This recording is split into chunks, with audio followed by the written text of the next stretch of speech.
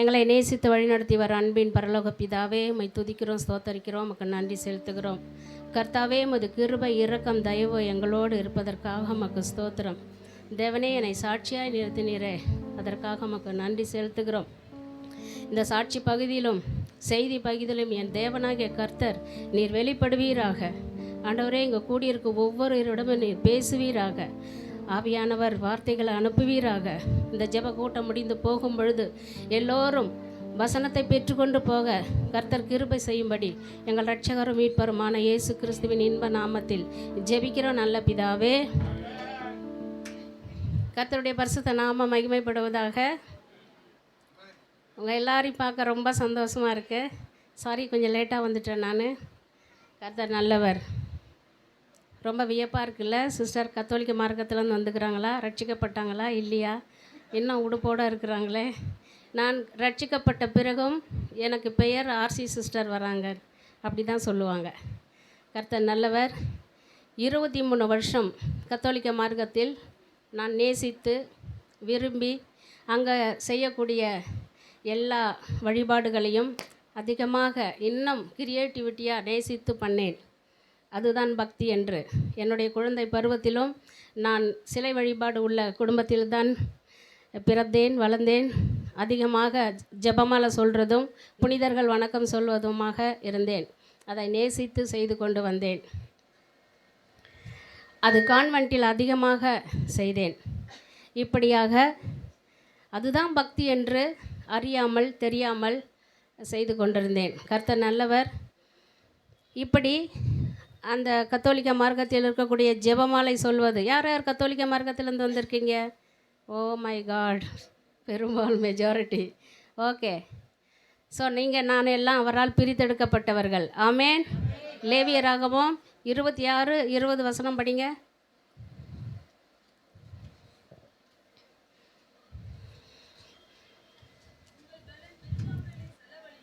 லேவியராகமம்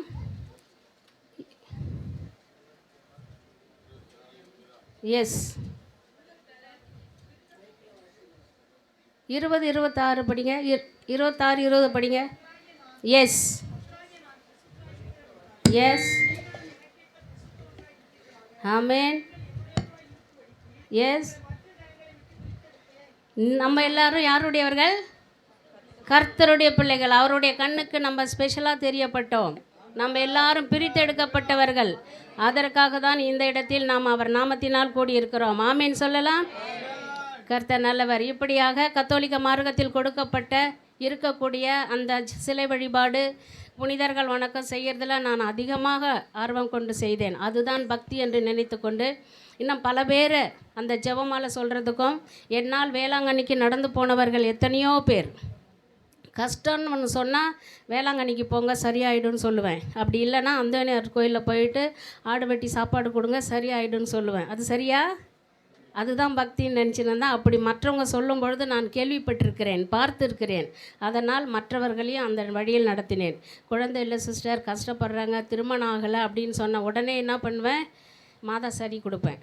மாதா புடவை கொடுத்து இது கட்டிக்குங்க சரியாயிடும். அப்படி இல்லைன்னா மாதா குழந்தை வச்சுன்னு ஒரு ஸ்டாச்சு இருக்கும் இல்லையா, சிலை, அந்த சிலைக்கு முன்னாடி போய் நின்று அந்த குழந்தைய கொடுங்கம்மான்னு கேளுங்க. இதெல்லாம் இன்றைக்கி நினச்சா ரொம்ப ஃபன்னியாக இருக்குது. ஏண்டா சொன்னோம் அப்படிலாம், ஏன் தவறான உபதேசம் பண்ணோம் அப்படின்னு நினச்சி வருத்தப்படுகிறேன். அதனால் அப்படியெல்லாம் செய்து கொண்டு இருந்தேன் நான் கத்தோலிக்க மார்க்கத்தில் இருக்கும் பொழுது.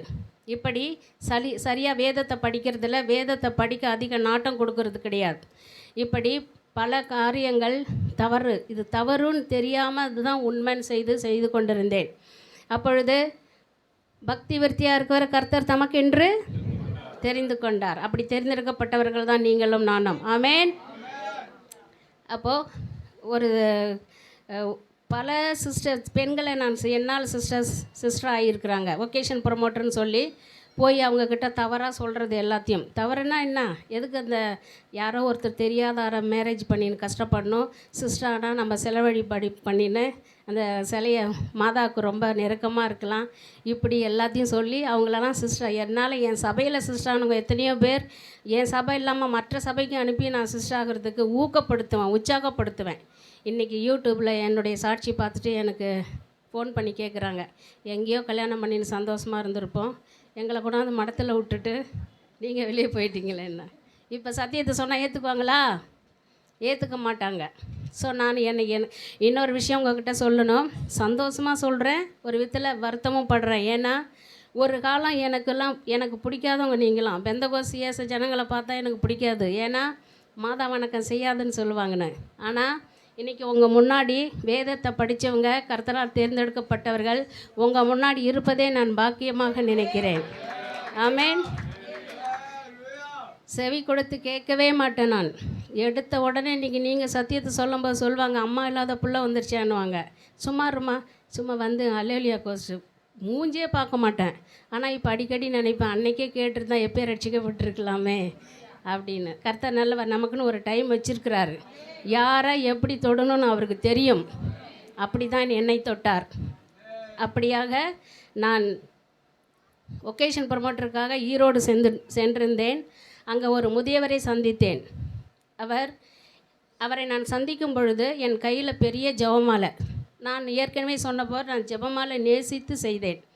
அதுதான் பக்தின்னு நினச்சினேன். எப்போ மணிக்கணக்கில் நான் ஜெபமாலை பண்ணுவேன். எப்பப்போ எனக்கு டைம் இருக்கோ அப்போல்லாம் நான் ஜெபமாலை பண்ணுவேன்.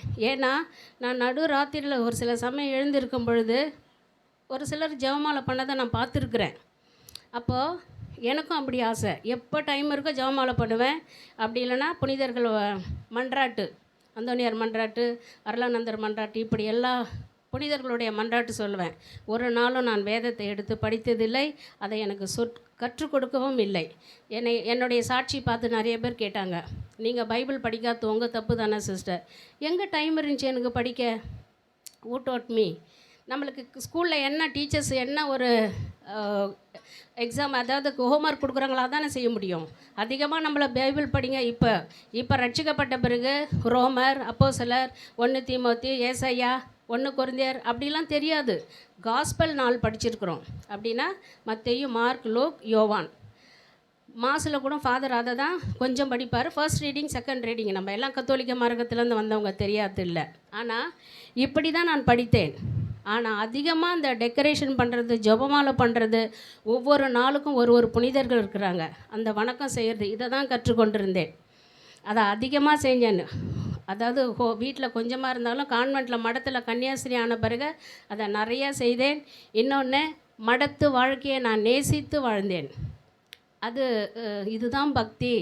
பரலோகம் பூலோகன்றதெல்லாம் தெரியாது. ஆனால் அந்த மாதாவுக்கு நம்மளை தேர்ந்தெடுத்தாங்க. அழைக்கப்பட்டவர்கள், தேர்ந்தெடுக்கப்பட்டவங்கன்றதை நம்ம கன்னியாஸ்திரியாகிறவங்க தான் தேர்ந்தெடுக்கப்பட்டவங்க. நான் தான் மாதாவுக்கு ரொம்ப நெருக்கம், புனிதர்களுக்கு ரொம்ப நெருக்கம் அப்படின்னு எனக்குள்ள ஒரு இமேஜினேஷன்.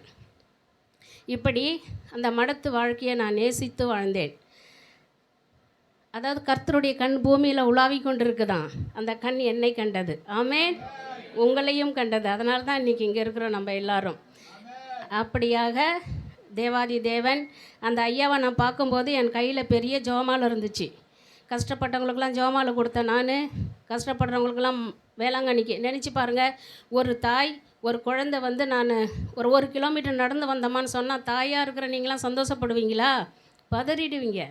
அதுதான் தாய் உள்ளம். ஏன் நீ நடந்து வந்த? என்கிட்ட சொன்னால் நான் வேறு ஏற்பாடு பண்ணியிருப்பேனே, யாருன்னா விட்டு உன்னை கூப்பிட்டு வர வச்சுருப்பேனே. ஆனால் இன்றைக்கி அறியாமல் தெரியாமல் எத்தனை பேர் வேளாங்கண்ணிக்கு 3 நாள் 4 நாள் நடந்து போகிறாங்க. இதை நான் சொல்கிறதுக்கு வெட்கப்படுறேன். ஏன்னா பல பேரை வேளாங்கண்ணிக்கு நடந்து போன வச்ச பிரியா சிஸ்டர் பேசுகிறேன். அது தவறுன்னு இன்றைக்கி தெரியுது, அன்னைக்கு எனக்கு தெரியல.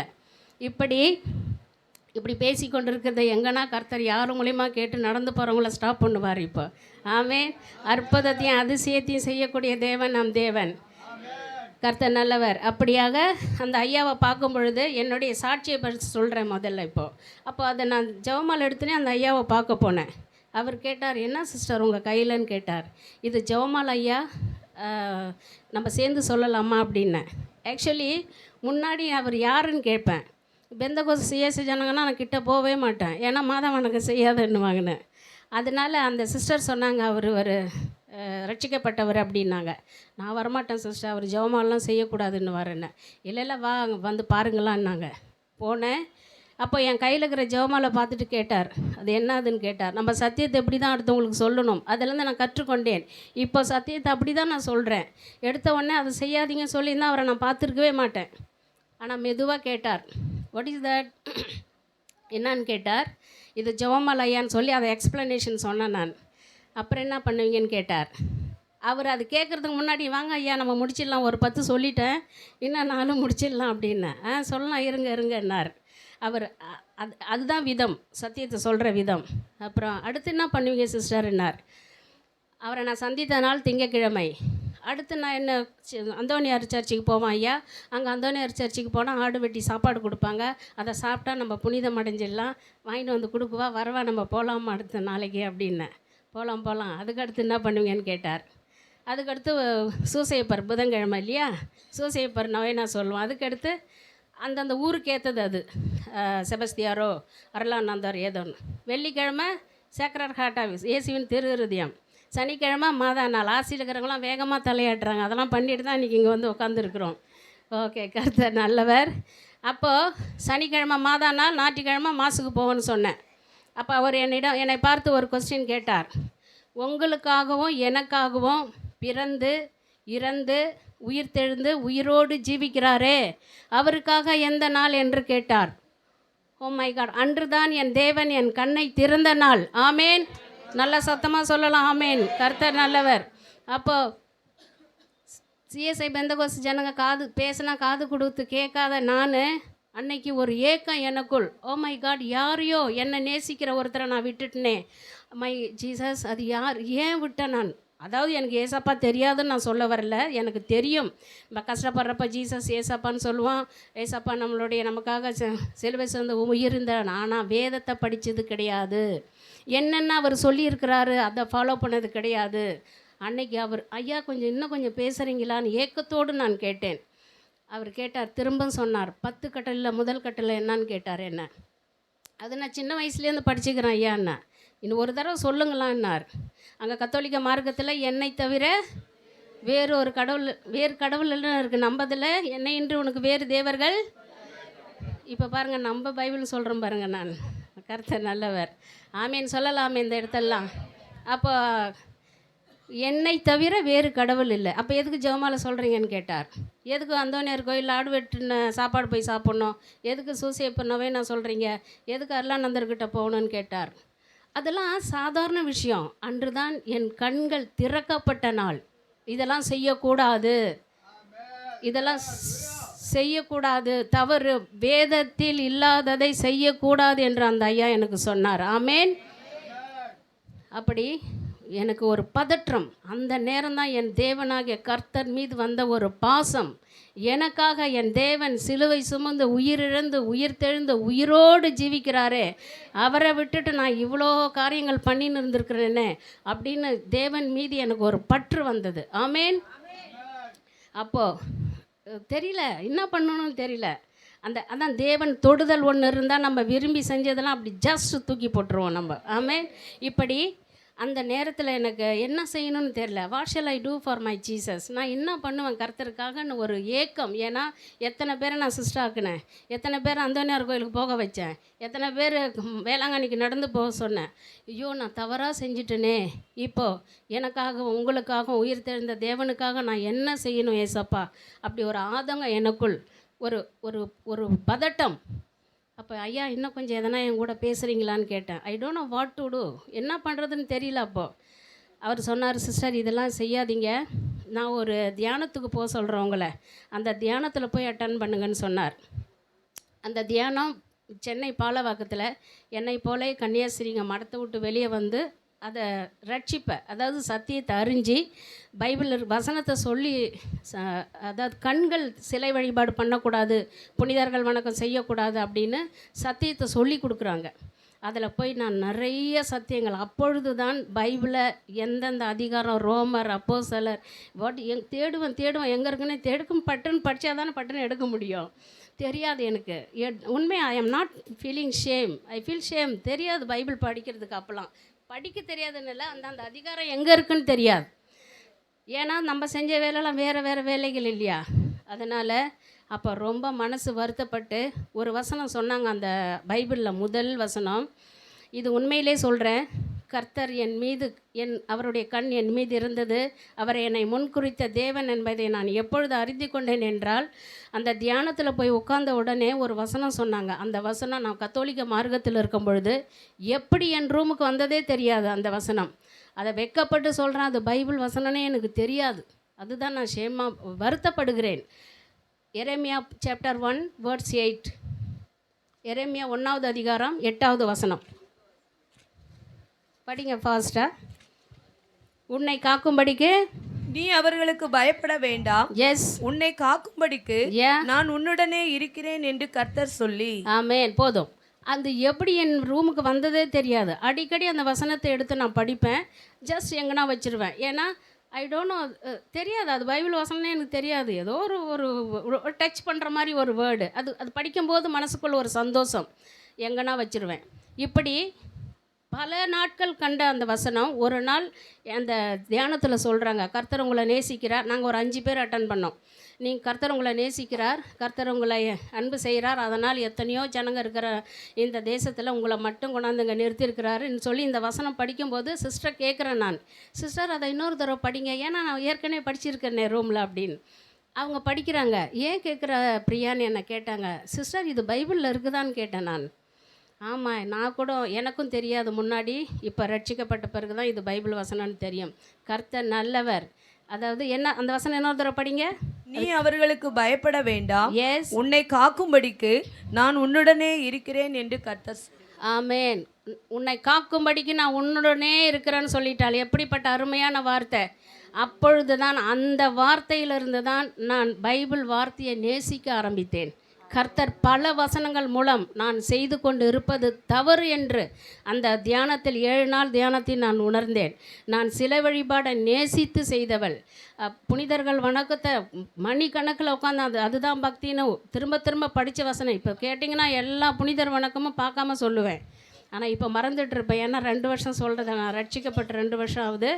அப்போது அந்த சிலை வழிபாடு செய்யக்கூடாதுன்றதுக்கு முதல் வசனம் 1 யோவான் 5ஆம் அதிகாரம் 21வது வசனம் படிங்க.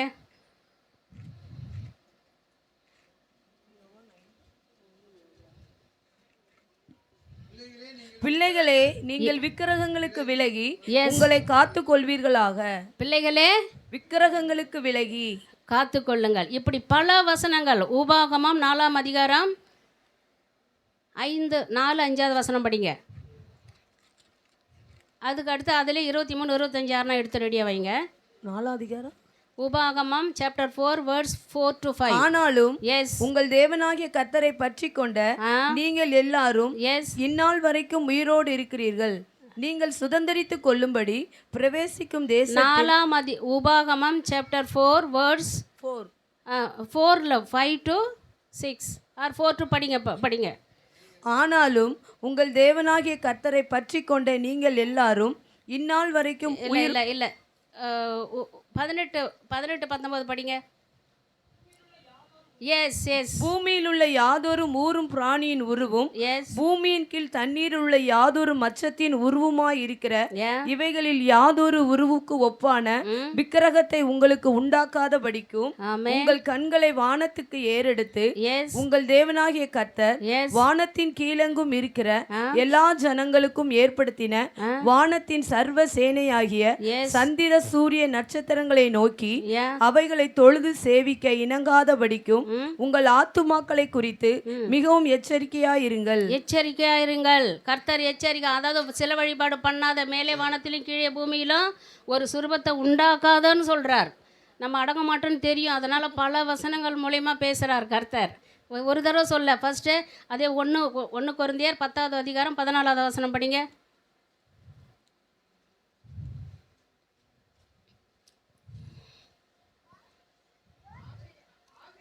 எஸ், அங்கே 1 யோவான் 5ஆம் அதிகாரம் 21வது வசனம் பிள்ளைகளேன்னு சொன்னார். இங்கே எனக்கு பிரியமானவர்களேன்னு சொல்கிறார்.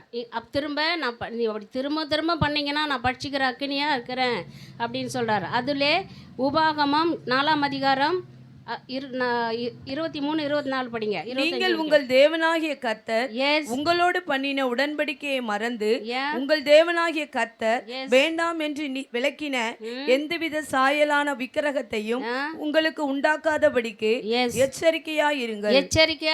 எச்சரிக்கிறார் தேவன். பண்ணாதீங்க. எனக்கு எனக்கு நான் எரிச்சல் படுறேன், நான் பட்சிக்கிற அக்கினியாக இருக்கிறேன், டோன்ட் டூ இட் அப்படின்றார். எனக்கு துபாயிலேருந்து ஒரு கால் வந்துச்சு. அந்த காலில் அந்த பிரதர் சொன்னார், நல்லா எங்கேருந்து பிரதர் பேசுகிறீங்கன்னா, நான் துபாயிலேருந்து பேசுகிறேன், உங்களால் என் குடும்பம் பிரிஞ்சு போச்சுன்னார். ஓ மை காட், நான் தமிழ்நாட்டில் இருக்கிறேன், அவர் துபாயில் இருக்கிறார். வாட் ஹேப்பன், என்ன ஆச்சு பிரதர்? என்ன நீங்கள் பெந்தகோஸ் சிஎஸ்ஐக்கு போய் சாட்சி சொல்லக்கூடாதுன்னு சொன்னார். நான் உங்கள் சாட்சி சொல்லலையே, என் சாட்சி தானே சொல்கிறேன் அப்படின்னேன். நீங்கள் சாட்சி சொல்கிறதால எங்கள் மனைவி உங்கள் சாட்சியை கேட்டு பெந்தகோஸ் சர்ச்சுக்கு போகிறா, அதுதான் குடும்பம் பிரிஞ்சிச்சு நிற்கிறார் அவர். நான் சொன்னேன் ப்ரைஸ் லார்டுன்னு. என்ன ப்ரைஸ் லார்ட்? 41 வருஷம் என் கூட ஆர்சி சர்ச்சுக்கு வந்து 2 பேர் நாங்கள் சேர்ந்து போனோம் ஜெபத்துக்கு, பூசைக்கு போனோம். இப்போ உங்கள் சாட்சி கேட்டுட்டு அவள் பெந்தகோஸ் சர்ச்சுக்கு போகிறா அப்படின்னு. சரி, நீங்கள் நாளைக்கு எனக்கு ஒரு வசனத்துக்கு அர்த்தம் சொல்லுங்கன்னு சொன்னேன். எனக்கு எல்லா வசனமும் தெரியும்னார். சரி, இந்த வசனத்தை கொஞ்சம் எழுதிக்கங்கன்னு சொன்னேன். ஏசாயா 44 15-19.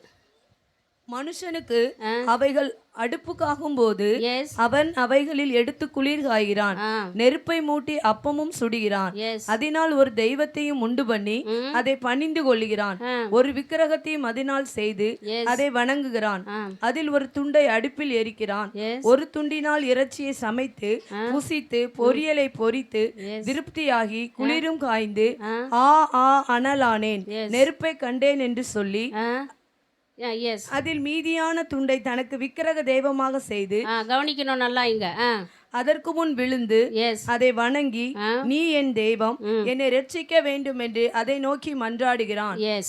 போதும். பாருங்க, இது எப்படி அறியாமத்தனம்.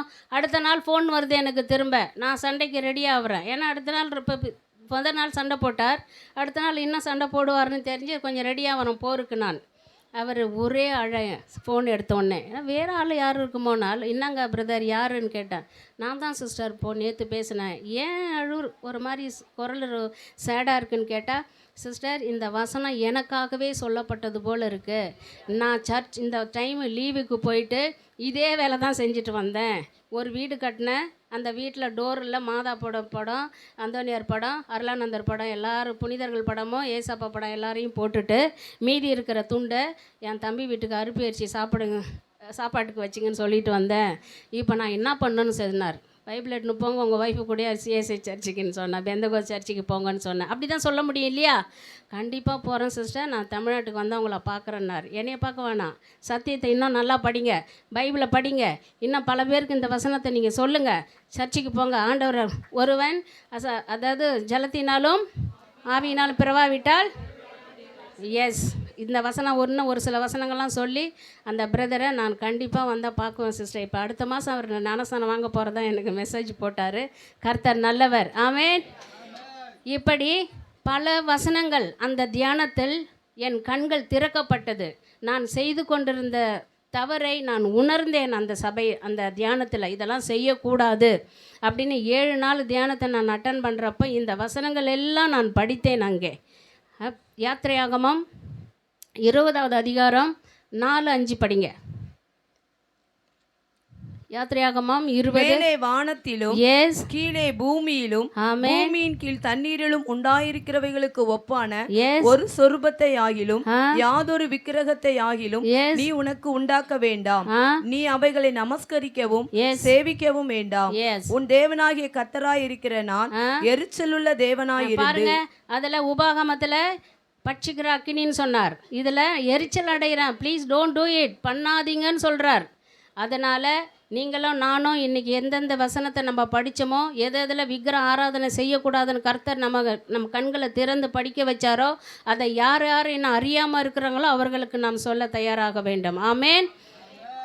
இப்படி அந்த வசனத்தை எல்லாம் படிச்சுட்டு அங்கே ஞானஸ்தானம், குழந்தை ஞானஸ்தானம் வேதத்தில் கொடுக்கப்படாத ஒன்று என்பதை கற்றுக் கொடுத்தார்கள். அப்போது எனக்கு ஞானஸ்தானம் எப்போ நான் எடுத்தனே எனக்கு தெரியாது. நம்ம வாழ்க்கையில் நமக்கு நடக்கிறது ஒன்று தெரியாத இருக்குதுன்னா அது குழந்தை ஞானஸ்தானம் ஒன்று. அப்போது அந்த அதாவது ஞானம் வந்த பிறகு தான் ஸ்தானம். ஜீசஸ் எப்போ ஞானஸ்தானம் எடுத்தார்? 30 வயசில். ஜான் த பாப்டிஸ்ட், யோவான் சானகன் அவருக்கு ஞானஸ்தானம் கொடுத்தார். அவர் கற்றுக் கொடுத்துருக்கிறார், நம்மளுக்கு எல்லாமே மாடல் கொடுத்துருக்கிறார். சின்ன குழந்தை 5 1 மாதமோ 2 மாதமோ அந்த குழந்தைய பார்த்து என்ன கேட்பாரு? பாவத்தை விட்டு விடுறீங்களா? அந்த குழந்தை சரி சரி நான் விட்டுறேன்னு சொல்லுமா? அதுக்கு பதில் யார் சொல்லுவோம்? ஞானத்தாய் ஞானத்தகுப்பன். அப்படி 4 குழந்தைக்கு நான் பாவத்தை விட்டு விடுகிறேன்னு சொல்லியிருக்கிறேன். 4 குழந்தைக்கு ஞானத்தாய் நான். கர்த்தர் நல்லவர். அதெல்லாம் தெரிய வைத்தார். அதனால் யாருக்கிட்டையுமே கேட்கல. அங்கே கேட்டார்கள், உங்கள் சுப்பீரியர்கிட்ட கேட்கலையா, உங்கள் அப்பா அம்மாட்ட கேட்கலையா ஞானஸ்தானம் இருக்க? எப்போ என் தேவன் கர்த்தருடைய அன்பை நான் ருசித்தனோ நானே ஞானஸ்தானம் எடுத்துக்கினாங்க. சங்கீதம் 34:8 படிங்க.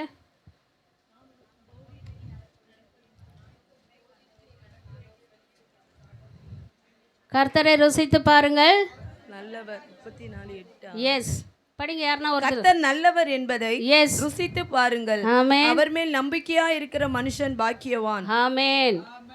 கர்த்தரை ருசித்து பார்க்க வேண்டும். இங்கே கூடியிருக்க நாம் ஒவ்வொருவரும் கர்த்தரை ருசித்ததால் தான் இந்த கூடியிருக்கிறோம். ஆமென். பல பேர் ருசிக்க நீங்களும் நானும் காரணமாக இருக்கணும். கர்த்தர் நல்லவர். இப்படியாக பல தடங்கள் எனக்கு வந்துச்சு. நீங்கள் சாட்சி சொல்ல போகவே கூடாது. நான் என்னுடைய சாட்சி தான் சொல்கிறேன். 23 வருஷம் நான் உள்ளே இருந்தேன் கத்தோலிக்க மார்க்கத்தில். அதுதான் பக்தின்னு நினச்சி, அதுதான் பரலோகம் பூலோகன்றதுலாம் தெரியாது. அதுதான் ஒரு பக்தி, அதுதான் ஜெபம் என்று நினைத்து கொண்டிருந்தேன். ஆனால் என்னைக்கு என் சத்தியத்தை நான் அறிந்தனோ, என்னைக்கு என் தேவன் என்னை தொட்டாரோ, அன்னிலிருந்து சாட்சி சொல்லவும் செய்தி கொடுக்கவும் யார் கூப்பிட்டாலும் நான் போவேன். யாருக்காகவும் எனக்கு பல மிரட்டல்கள் வந்துச்சு. பல இடங்களில் நான் அதை பண்ணுவது போனேன். என் தேவனாகிய கர்த்தர் என்னோடு இருக்கும் பொழுது no one can touch me. அப்போது அந்த தியானத்தில் அந்த தியானம் முடிச்சுட்டு ஞானஸ்தானம் எடுத்துக்கணும். திரும்ப எங்கே வரணும்? மடத்துக்கு வரணும். மடத்துக்கு வந்து என்ன செய்யணும்? ஜெபமாலை சொல்லணும், புனிதர் வணக்கம் சொல்லணும், மாலை போடணும், வத்தி கொளுத்தி வைக்கணும். திரும்ப டெக்கரேஷன் பண்ணுறதுலாம் நான் ரொம்ப கெட்டிக்காரி மாதாவுக்கு. அதெல்லாம் செய்யணும். செய்வேனா? சத்தியத்தை அறிஞ்ச நான் செய்வேனா? அதை கர்த்தர் எனக்கு ஒரு தைரியத்தை கொடுத்துருக்கிறார். அவர் மீது பாசம் வந்தது. சத்தியத்தை அறிந்தேன் நான். பலர் ஃபுல்லாக பைபிள் படிக்கலை. ஆனால் ஒரு சில இந்த வசனம், இப்போ நம்ம படித்த வசனம்லாம் செய்யக்கூடாது இருக்குது. அங்கே போனால் உள்ளே போனால் செய்யணும்ல கண்டிப்பாக. அதனால் 1 நாள் 2 நாள் மாசுக்கு வரமாட்டேன்னு சொன்னேன். அதாவது சில சமயம் பிசாசானவன் நம்ம வார்த்தையை வச்சே நம்மளை பிடிப்பான். நான் அன்றைக்கி அக்டோபர் 1 நான் முடித்து போகும்பொழுது, அக்டோபர் 1 அக்டோபர் மாதம் ஃபுல்லாக கத்தோலிக்க மார்க்கத்தில் என்ன சொல்வோம்? ஜெபமாலை மாதம். ஓ மை காட், யார் சொன்னது? குட். இன்னும் கூட நம்ம ரட்சிக்கப்பட்டால் கூட அதெல்லாம் மறக்க முடியாது. பல வருஷங்கள் செஞ்சதாச்சே. நேசித்து விரும்பி பண்ண வேலைகள் அதெல்லாம். அக்டோபர் மாதம் ஜெபமாலை மாதம், மாதா நாள். அது அந்த மாதம் ஃபுல்லாக கொண்டாடுவோம். அப்போ என்ன பண்ணாங்க, என் பேர் முதல்ல இருக்குது. நான் ஜெபமாலை பண்ணுறதுல க்ரியேட்டிவிட்டியாக நல்லா ரொம்ப சொல்லுவேன். இன்னும் கொஞ்சம் ஆட் பண்ணி அந்த தேர் பவனி மாதிரி வர வச்சு, அதான வேலைங்க. ஒரு நாள் பைபிள் படித்தது கிடையாது, மற்ற வேலைலாம் செஞ்சுன்னு இருந்தோம். அப்போது என்னுடைய பேர் முதல்ல இருக்குது. நோட்டீஸ் போடல, சிஸ்டர் பிரியா அக்டோபர் 1 ஜெபமாலை. அப்படின்னா நம்ம தான் ஜெபமாலை பண்ணி அங்கே அன்றைக்குரிய நாள் என்னுடைய டர்ன் அப்படி எடுத்துக்கணும். எங்கள் சுப்பீரியர் உள்ளே போன உடனே சொன்னாங்க, பிரியா நீ நாளைக்கு உன்னுடைய டேர்னு, இந்த புடவை இருக்குது, வத்தி பொருள்கள், குண்டு ஊசி, அந்த கலர் டெக்கரேட் பண்ணுற பொருளெல்லாம் இருக்குதுன்னு முதல் அடி கொடுத்தேன். எப்படி கொடுத்தேன்? என் வாழ்க்கையில் இனிமேல் நான் ஜெபமாலே சொல்ல போகிறதில்லன்னு சொன்னேன். ஒரே ஷாக்கு. ஓ மை காட், ஜெபமாலை வேணான்னாங்க. சும்மா இருக்கிறவங்களாம் கூப்பிட்டு ஜெபமாலை சொல்கிற பர்சன் இப்படி சொல்கிறீங்கன்னு கேட்டார். என்னாச்சு உனக்கு? பைத்தியக்காரின்னாங்க. சொல்கிற நீ தான் பைத்தியக்காரின்னு. நான் அந்த தைரியம் கர்த்தர் எனக்கு கொடுத்தார்.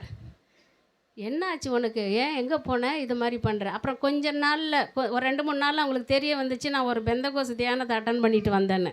உடனே என்ன சொன்னாங்க, எந்த பெந்தகோஸ் பேய் பிடிச்சிச்சின்னாங்க. நான் கர்த்தர் பிடிச்சிருக்கிறாருன்னு சொன்னேன். ஆமென்.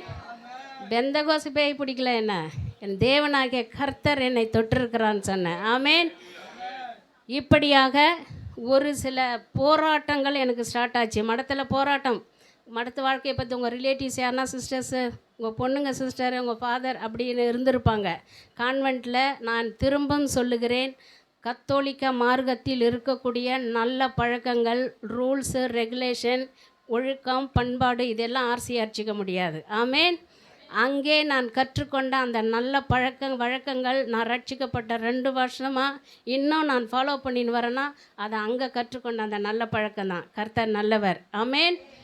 ஆக அந்த ஜெபத் சிஸ்டர் போராட்டம் ஆரம்பிச்சிச்சு. மாசுக்கு ஒரு நாள் போனேன்.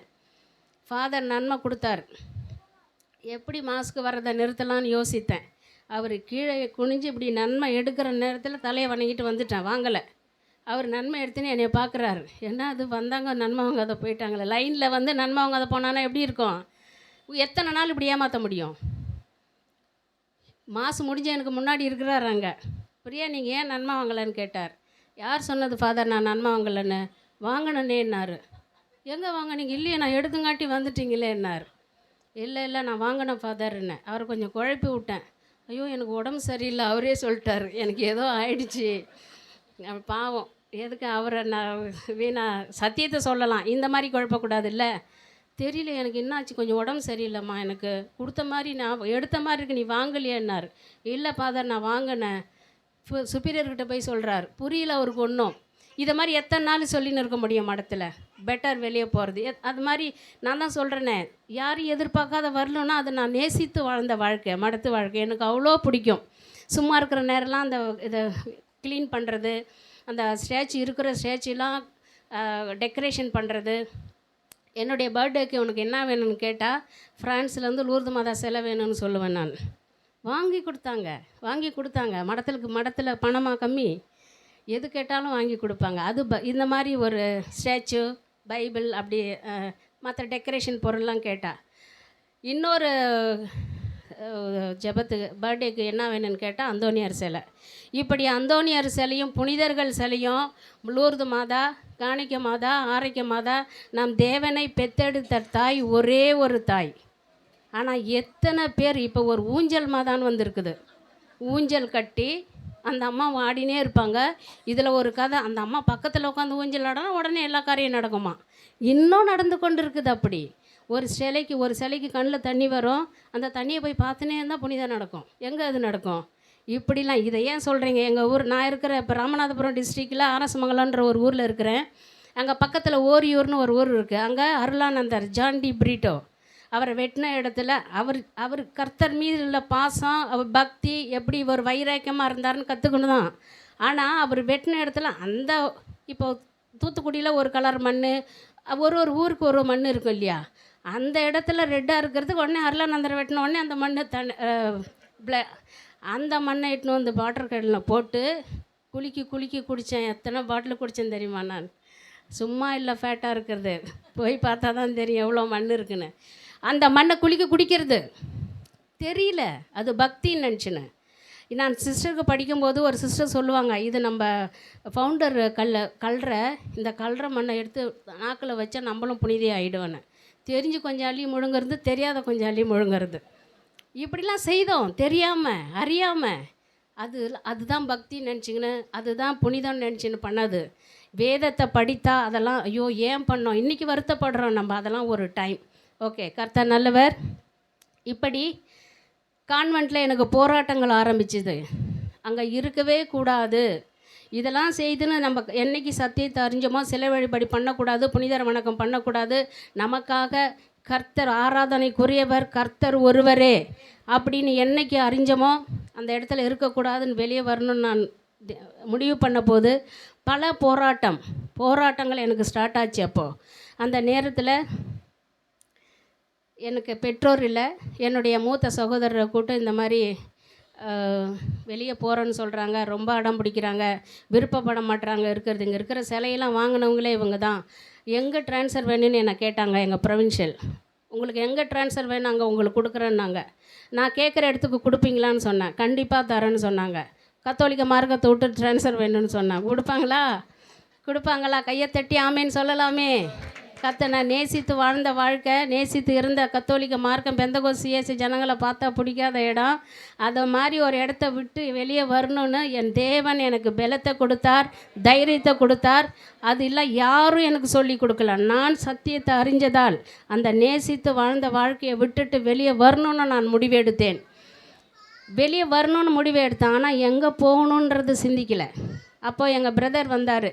என் பிரதர் வந்து அவர் வரும்போது நான் கொடுத்த ஒரு பெரிய ஜெபமாலை போட்டுன்னு வர்றார். அவர் ஒரு விதத்தில் எனக்கு சகோதரன் மாதிரி, ஒரு விதத்தில் என் பிரதர் மாதிரி. இதை மாதிரி இருக்க மாட்டாங்க போகிறேன்னு சொன்ன உடனே அவர் சொன்னார், இந்த ஜெபமாலை யாரும்மா கொடுத்ததுன்னார். நான் தான் கொடுத்தேன்.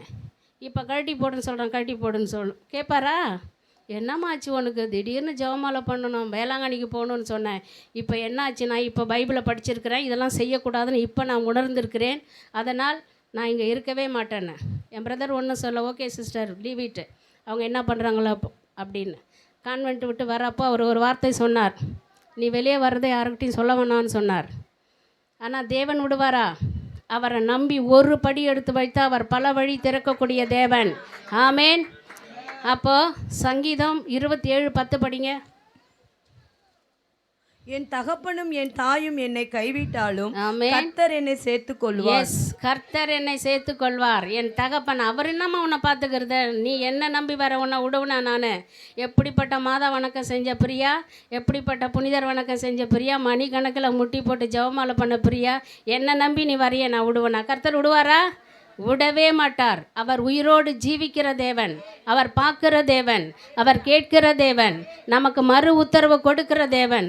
ஒரு காலம் நம்மளை அவரை கைவிட மாட்டார். நீங்களும் நானும் அவரை நம்பி இருந்தார். உங்கள் வாழ்க்கையிலும் என் வாழ்க்கையிலும் அவர் அற்புதத்தை செய்ய வல்லவராக இருக்கிறார். ஆமேன். அப்படியாக எங்கே போகிறோன்னு தெரியாத வெளியே வந்தேன். அப்போ என் பேகை என் அண்ணங்கிட்ட சொன்னேன், இந்த பேகை எடுத்துன்னு போய் வேளாங்கண்ணி வரைக்கும் போயிட்டு வரேன்னே. ஒன்றுமே புரியலையேம்மா, அந்த ஃபாதரை குழப்பி விட்ட மாதிரி. ஜெபமாலை சொல்லக்கூடாது, அப்படியே வேளாங்கண்ணி போகிறாரு. வேளாங்கண்ணி போகல, நம்ம எங்கன்னா போகிறோன்னா ஒரு பிரதரை விடுவாரா? ஒரு அண்ணன் விடுவாரா? தங்கச்சி எங்கே போதோ பாவன் கவலைப்படுவார். அதுக்காக வேளாங்கண்ணி போகிறேன்னு சொன்னால் கொஞ்சம் அவர் திருப்திப்படுவார்னு சொல்லிவிட்டு, ஆனால் வேளாங்கண்ணி நான் போகலை. எனக்கு வேலை செஞ்ச அந்த ஆயாம்மா எங்கள் கான்வெண்ட்டில் இருந்தாங்க, அவங்கள சந்திக்க போனேன். அப்போ என் பிரதரை அனுப்பிட்டு அந்த சகோதரியை போய் பார்த்தேன். அவங்க ஒரு இன்னசென்ட்டான சகோதரி. நான் நினச்சேன் ஒரு 2 நாள் அவங்க சாப்பாடு கொடுப்பாங்க, சாப்பிட்டுக்குன்னு அதன் பிறகு எங்கன்னா வேலை செய்யலாமா என்ன பண்ணலாம் தெரியல. வந்துட்டேன், வேஷல் ஐகோ, எங்கே போகணுன்னு தெரியல. இவர் இப்படி கவலைப்பட்டவுடனே அங்கே போகக்கூடாதுன்னு ஒரு முடிவு எடுத்துட்டேன். பிகாஸ் எனக்கு பேரண்ட்ஸ் கிடையாது. அந்த சகோதரிக்கிட்ட சொன்னேன், எங்கன்னா இங்கே தங்கறதுக்கு ரூம் இருக்குமான்னு கேட்டேன். அவங்க ரூமெலாம் இருக்காது சிஸ்டர், நீங்கள் வீடு வேணால் வாடகை எடுத்துக்கங்கன்னு சொன்னார். வீடு வாடகை எடுத்துக்கிறத நம்ம கேள்விப்பட்டிருக்கிறோம். சரி, அப்போ எப்போ கொடுக்கணும் வாடகைன்னு கேட்டேன். 1 மாதம் கழித்து கொடுத்தா போதும். என் கையில் 21 rupees இருக்குது. சாதா 21 ரூபாய் என் கையில் இருக்குது.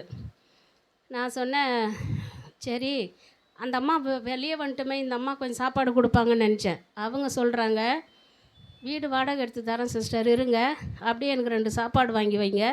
எங்கே கிருஷ்ணானை காணோம், எங்கே புல்லரா ஜீப்பு காணோம். எனக்கு ஜீப் இருந்துச்சு ஸ்கூலில். அந்த ஜீப்பு டிரைவர் பேர் கிருஷ்ணா. எங்கே கிருஷ்ணா, எங்கே புல்லரா ஜீப்பு.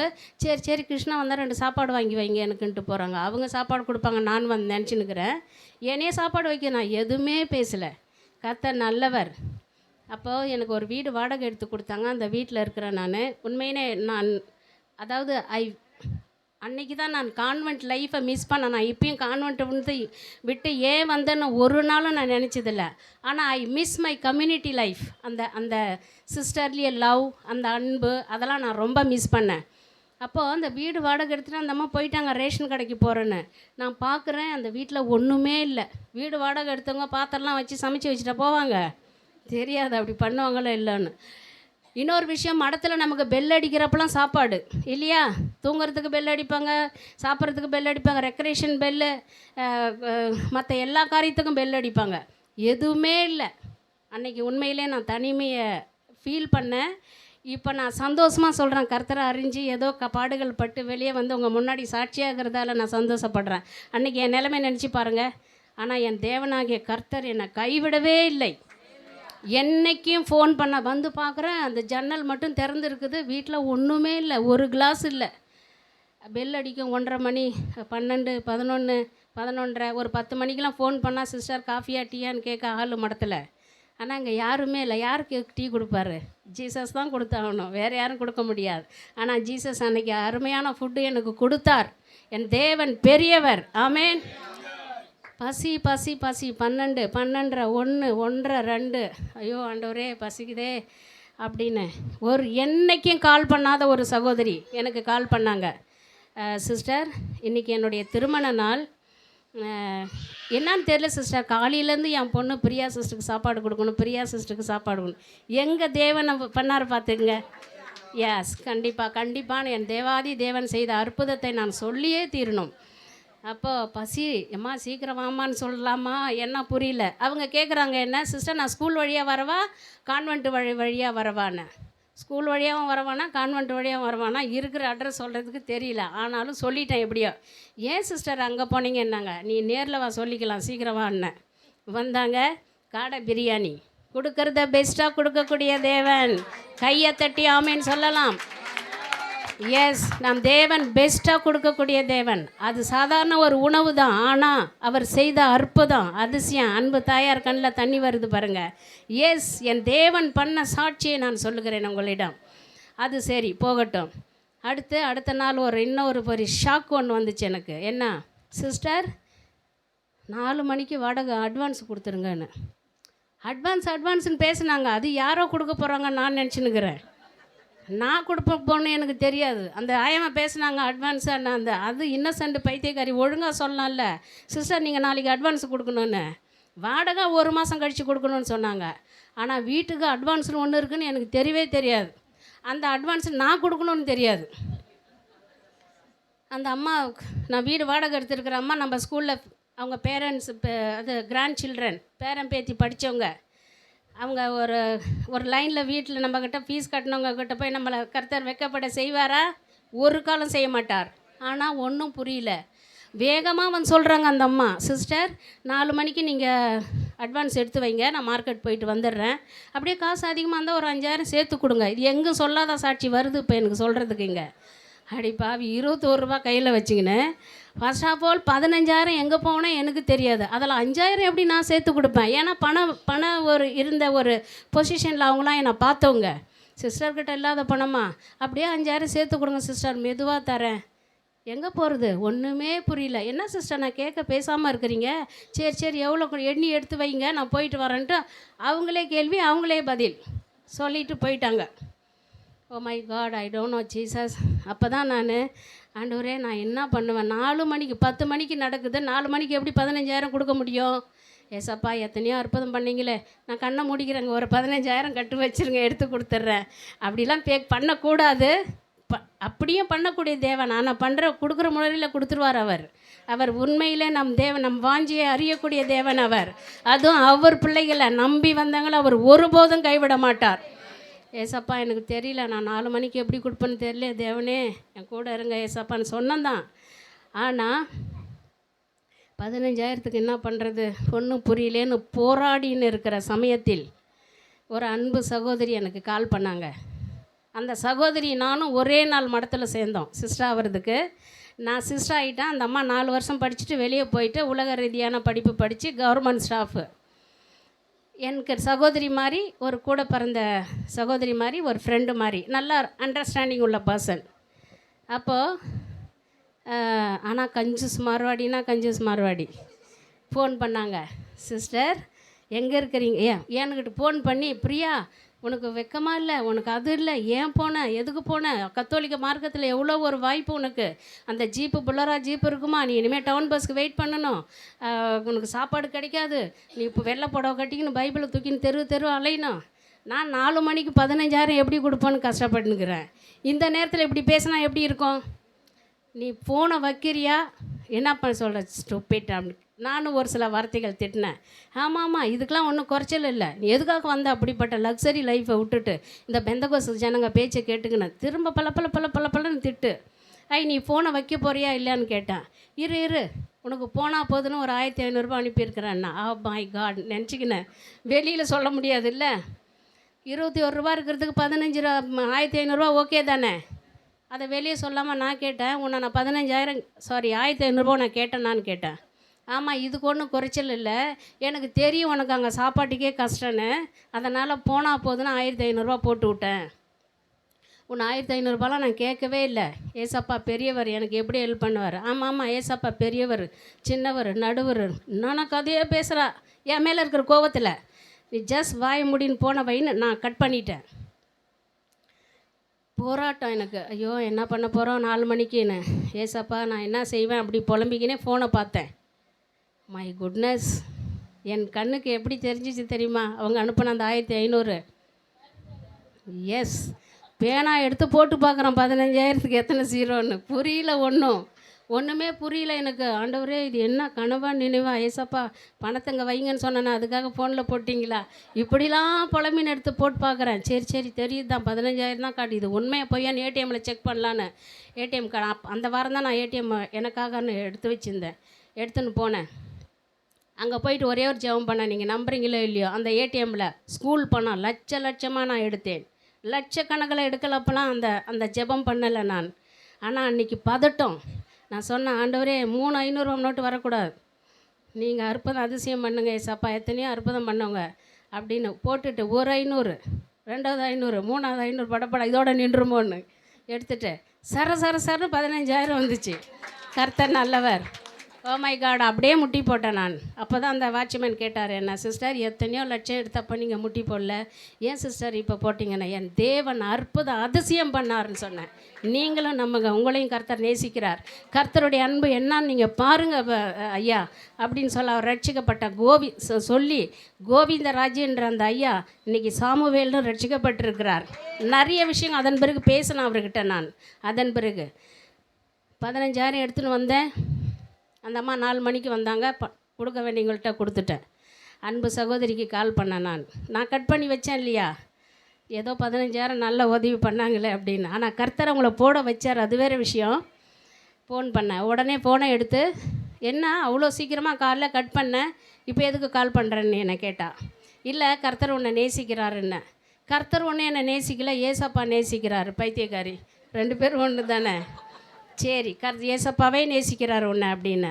ஏன் ஆஃப்டர் ஆல் ஒரு 1,500 ரூபாய்க்கு இவ்வளோ புகழாரம்? அது வரைக்கும் தெரில அந்த அம்மாவுக்கு ஒரு 0 எக்ஸ்ட்ரா போட்டது. கர்த்தர் நல்லவர். அப்படி இல்லை, ஏன்னா அந்த அம்மா 15,000 போட வாய்ப்பே இல்லை. கஞ்சூஸ் மார்வாடின்னு சொன்னனே, எச்சு கையில் காக்க விட்டாத பர்சன். ஒரு 10 ரூபா செலவு பண்ணலாமா வேணாவான்னு. இதுக்கே கவர்மெண்ட் ஸ்டாஃப் 1 லேக் சேலரி வாங்குறாங்க. நான் எத்தனையோ இடத்த இந்த சாட்சி சொல்லியிருக்கிறேன், ஆனால் அவங்க பேரை சொன்னதில்லை. ஒரு தடவை யூடியூப்பில் பார்த்துட்டு எனக்கு கால் பண்ணாங்க. நல்ல வேலை என் பேரை சொல்லல. அத்தனை தடவை கஞ்சூஸ் மார்வாடின்னு என் பேரை சொல்லாததுக்கு உனக்கு நன்றின்னாங்க. இப்பயும் பேரை சொல்லலை நான். எனவே அப்போ நான் சொன்னேன், இல்லை இப்போலாம் ரொம்ப இருக்க குணம் உங்கள் அம்மாவை மாதிரின்னேன். ஏன் எனக்கு இருக்க குணம்? நீ அந்த 1,500 கொடுக்குவோண்ணா, நீ ஏன் வச்சுக்கன்னாங்க. நீ போட்ட 1,500 நான் 15,000 நான் எடுத்துக்கினேன்னு. என்னது 15,000மா? பாருங்க, அப்போ கூட 15,000மா? ஓ மை காட். இல்லை நீ 1,500 எடுத்துன்னு மீதி ரிட்டர்ன் பண்ண. நான் ரிட்டர்ன் பண்ண, அங்கே போக வேண்டிய இடத்துல போயிடுச்சு அது. இப்படியாக என் தேவாதி தேவன் உங்கள் லைஃப்லையும் என் லைஃப்லையும் அற்புதத்தையும் அதிசயத்தையும் பண்ணக்கூடிய தேவன் நம் இயேசு கிறிஸ்து மட்டுமே. கர்த்தர் நல்லவர். அப்படியாக அந்த பணத்தை எடுத்து கொடுத்தேன்.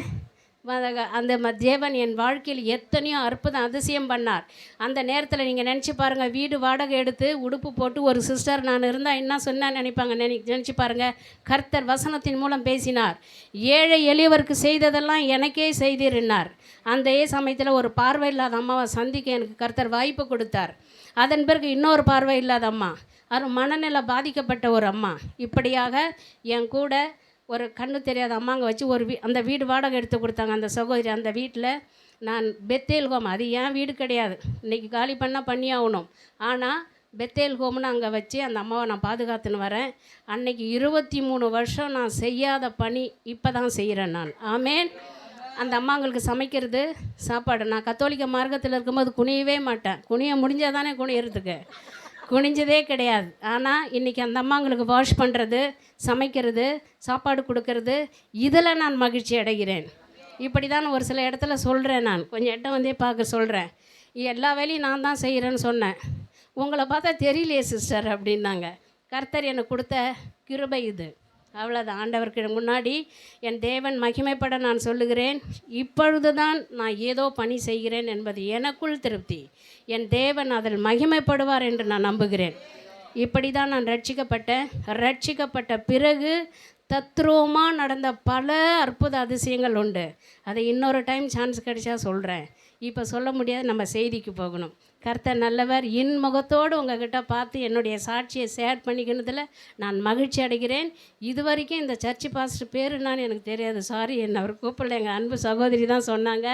அந்த பாஸ்டருக்கு நான் நன்றி சொல்கிறேன். யார் பாஸ்டர்?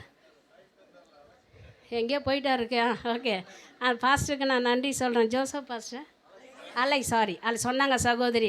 அலெக்ஸ் பாஸ்டருக்கு இந்த அருமையான வாய்ப்பு கொடுத்த உங்களுக்கு நான் நன்றி சொல்கிறேன். இப்போ நம்ம அன்பு சகோதரிக்கும் நான் ஜான்சி சிஸ்டருக்கும் நன்றி சொல்கிறேன். இன்முகத்தோடு இன்னும் கூட சந்தோஷமாக இருக்கும் உங்களெல்லாம் பார்க்க. என்னுடைய சாட்சி கேட்டு எனக்காக நீங்களும் ஜெபிங்கள். நம்ம தேவ வார்த்தைக்கு போகலாம். கர்த்தர் நல்லவர். ஆமேன்.